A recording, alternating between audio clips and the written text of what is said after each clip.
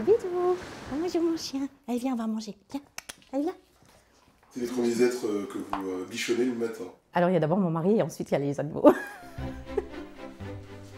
Depuis 15 ans, qu'importe l'horaire, qu'importe les saisons, Tatiana Toussaint bichonne les tout-petits de son village.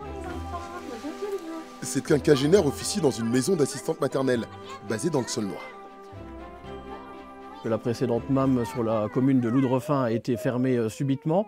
Donc on a eu des difficultés, comme dit, à trouver une MAM. Et du coup, ça a été un grand soulagement qu'elle puisse être accueillie ici au sein de cette MAM très, très chaleureuse. Si on n'a pas Tati, on ne peut pas aller travailler, tout simplement. C'est un coût financier, ça je ne dis pas. Mais quand on sent notre enfant en sécurité, et ben en fait, le coût financier passe en second. Mais hélas, viendra le jour où ces tatis du Saulnois, rémunérés en moyenne 40 € par jour et par enfant, passeront la main. D'ici 2030, une assistante maternelle sur 2 partira à la retraite en Moselle. En 8 ans, le Saulnois en a perdu 50. Une crise des vocations due principalement à une charge de travail éreintante. Je vais tenir jusque comme mon corps me dit de tenir. Et après, voilà, après il y a l'âge aussi qui fait. Hein.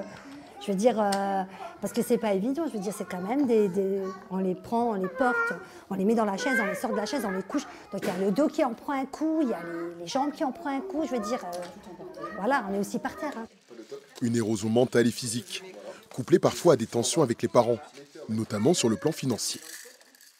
Récemment, j'ai eu une assistante maternelle qui m'avait contactée. Donc, elle accueille 3 enfants à son domicile. Et donc, pour une famille, il y a eu des impayés de 200 € environ. Les litiges comme ça peuvent motiver des arrêts d'assistante maternelle ou de ne pas franchir le pas de passer assistante maternelle. On le met contre le mur de fond ? Oui, au fond, là-haut.